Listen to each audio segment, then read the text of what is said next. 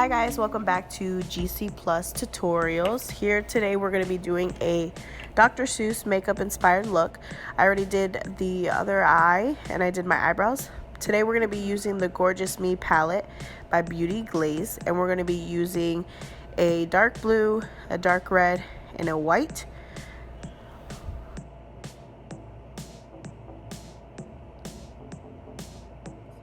Blue, red, white.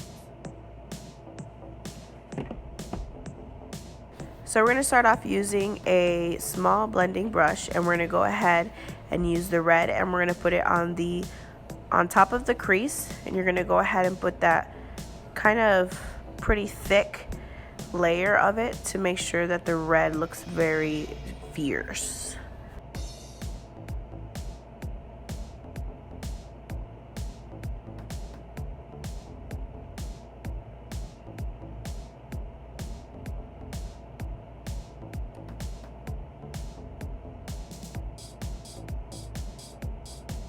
So after you put the desired amount of red on your eye to make it as bold and deep as you want, you're going to go ahead and grab a new eyeshadow brush that's clean, and you're going to go ahead and just blend everything in together to allow it to really, like I love to say, it melts into the skin.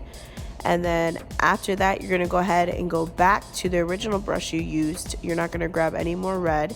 You're just going to go ahead and touch up areas that might have lost too much color.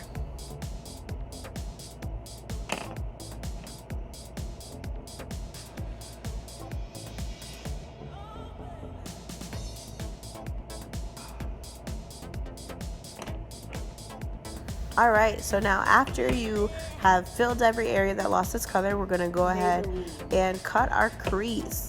So when you cut your crease, I like to do it with the brush that the concealer has. Make sure you start where the teardrop is all the way to the half of the eye. You want to make sure that you do this in a straight line to be able to create a nice cut crease. The concealer that I'm using on my eyelid is the Maybelline in the shade 10. I like to use that each time I do a cut crease because it's kind of like a white, and it also brightens more the shimmer color that I'm going to put on top of it.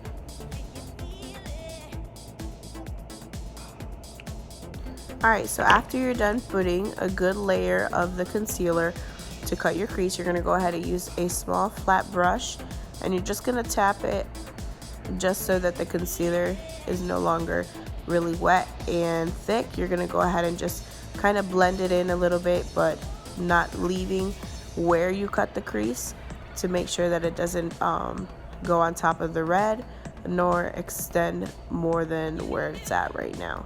So go ahead and make sure it's nice and dry to be able to move forward.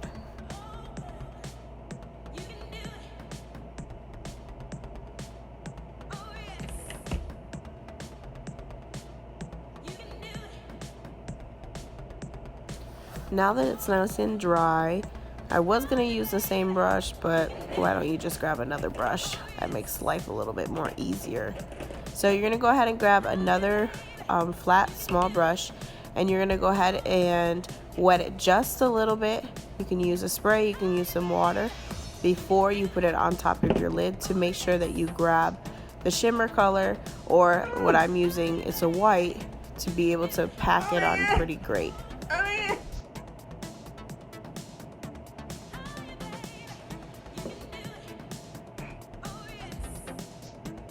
Alright, so now that I have my brush a little damp, I'm going to go ahead and grab the white, and I'm not going to tap off the excess the first time because I want to see if the white is very chalky.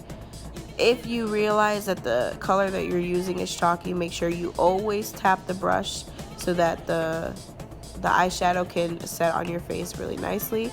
You see all that white that just fell off? That's crazy. So go ahead and just keep tapping it. You don't want to wipe the white on your cut crease because you don't want to also take off the concealer. So just go ahead and dab the color that you are using, which is the white, until you get the color that you want, the kind of tone that you want. All right, there we go. They match really nicely.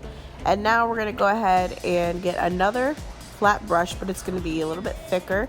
And we're going to go in with the blue. It's already blue because I did do the other eye. And you're going to go ahead and again tap the brush to remove any excess. And you're going to go ahead and put it on the side that is completely empty, which has no color.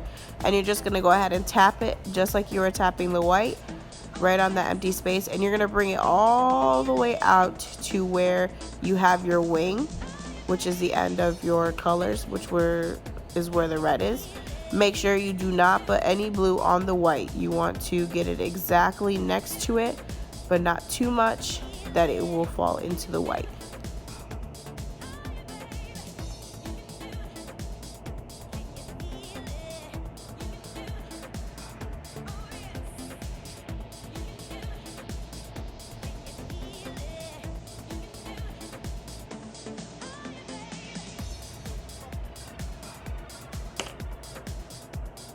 Now after you finish that, you're just going to go ahead and go back to the white and just retouch it there to allow it to still be bright. The whole process, you're always going to have to go back to the colors that you used before you finish to touch up everything, to allow everything to be as bright and bold and even together. So you're going to see me go back on the blue, you're going to see me go back on the white and the red, because you want everything to blend very well together.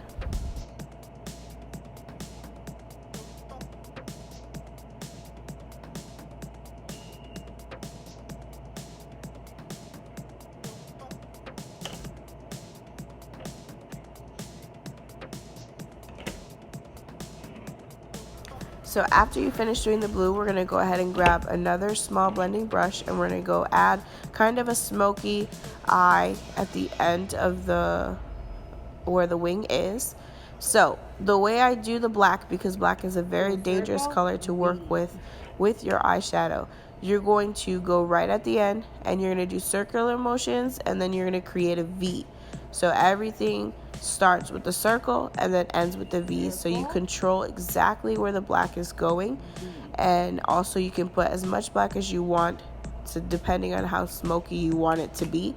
But again, I like to do circles and then create a V. And if you want to expand the V to go towards more the top of your eyeshadow, you just make sure you keep doing the circular motions and the V. And that way you can control where the black is going, and it can also blend very well into your eye.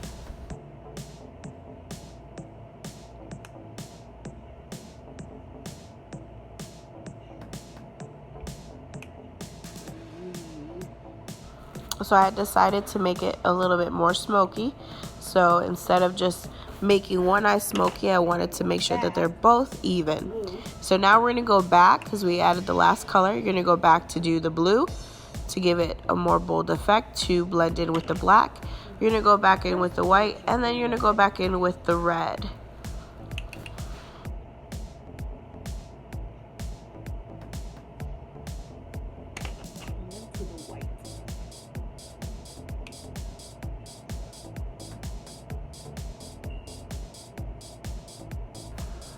Just as you can see now, just going back to every one of the colors, it allows it really to pop out more, and you see the difference in just going over and over again with it.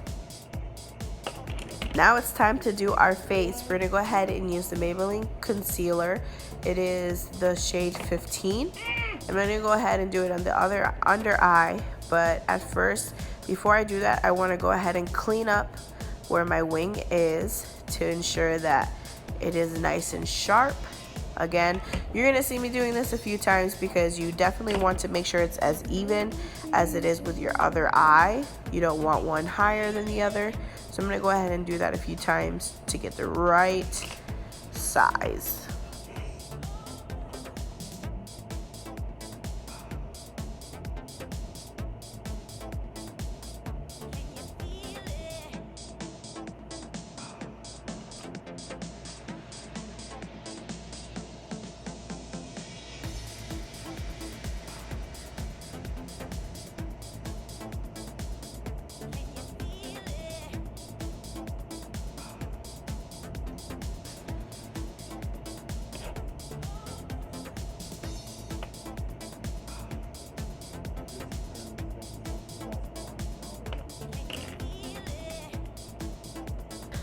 As you can tell, again, I have to add more concealer because this one is just too low.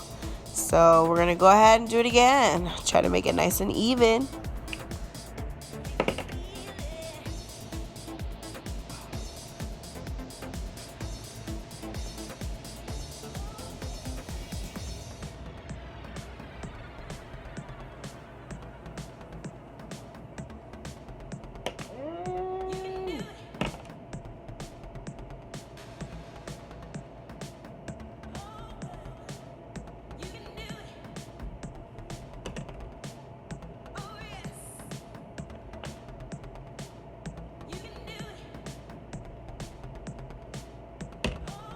Anyways, just like I said, nothing can be perfect, but it looks pretty great. So now we're going to go ahead and just put concealer on the under eye. Again, I'm using the Maybelline shade 15. I love Maybelline. I don't like using any other concealer. I feel like it really packs on well, and it also doesn't dry out. I don't really have dry or oily skin. I just have neutral skin and it works really well with it. So I'm going to go ahead and put the concealer on all of the high points that I want it to shine. A lot of people are confused at concealer because if they don't have bags, they're like, why should I use it? It also brightens and makes you look really awake. Now I'm going to use the Fit Me foundation, shade 222. I'm going to go ahead and put those around. I'm not going to use a lot of foundation. I'm just going to use it on the areas where the concealer really isn't there, and then I'm going to go ahead and just blend it all together.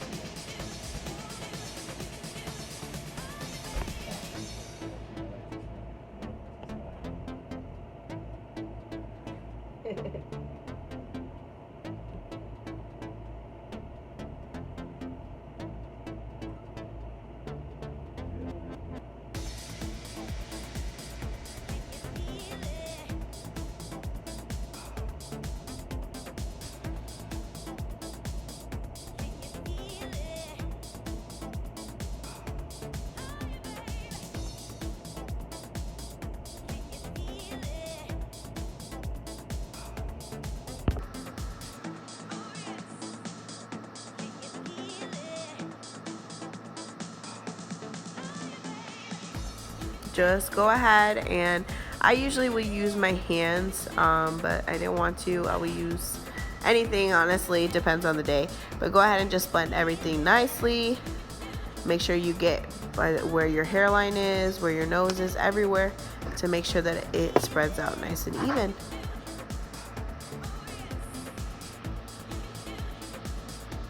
After I spread out all the foundation everywhere, I like to go in with a blending brush or a sponge. Just go ahead and dap every area that I feel like the foundation is too thick or it's still wet. And then I also do it with my hands to ensure that everything is nice and even. Then I'm going to go ahead and use a Fit Me.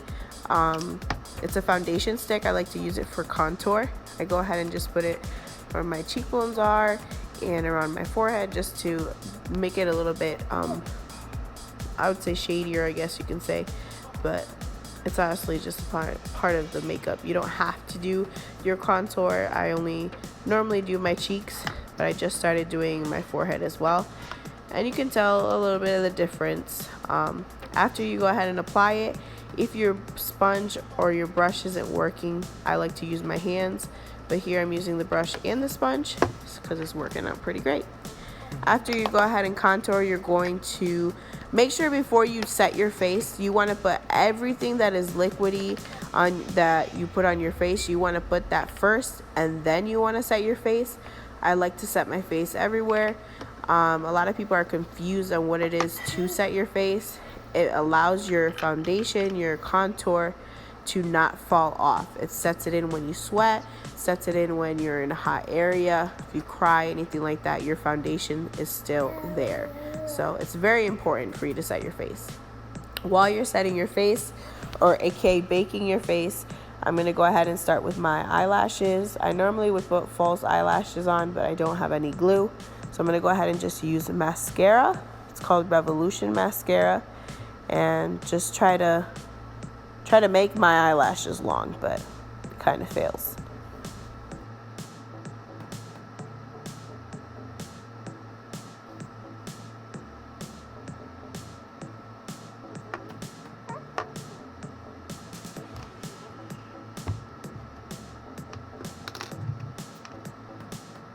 So after you apply your mascara, I do like to go in with a schoolie brush, I don't know how to pronounce it, and just go ahead and kind of spread out the mascara to make sure that there's no clumps. I did get a little bit of mascara on my nose, but when you set your face, anything you put on there, it will take it off. Now, I did go through my eyebrows as well to brush off anything that might have fallen on them. And then I grabbed and went ahead and wiped off all of my setting powder, and you can tell the difference. It makes it look a lot more natural and also matte. Now I'm going to go ahead and do my blush. Whoa, she put a lot of blush. That's okay, it's a part of the look. So after you do put the blush on, you're going to use the other side of the brush. I like to use the blush from my eyeshadow palette. A lot of people like to buy so many things for certain parts of your face. I like to use literally the whole eyeshadow palette for my blush and for my highlight. That's just me. You can buy whatever you want. But of course, when you do put blush, you want to make sure that you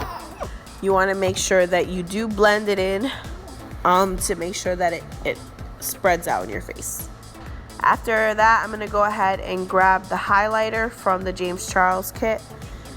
Actually, I'm not using the highlighter from the James Charles. I'm using it from a eyeshadow palette called Revolution. It's by Seuss or something like that. So I'm going to go ahead and use that and put it on top of my cheekbone, on my nose, my chin. And then again, you're just going to blend the blush, the highlight all together to let it set really well into your face. Now, last but not least, we're going to go ahead and line our lips. I like to use a nude brown to make them lips big because homie got small lips. So you're going to go ahead and line them out, not too much that it's so noticeable. And then you're going to fill them in, make sure that it's completely covered. And then I'm going to go ahead and I'm going to grab 2 lipsticks and I'm going to just combine them on top of the liner that I put.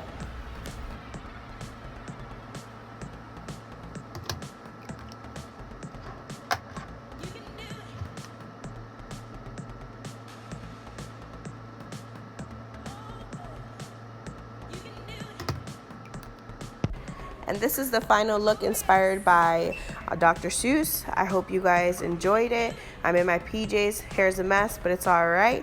God bless you guys. Thank you for watching GC Plus Tutorials.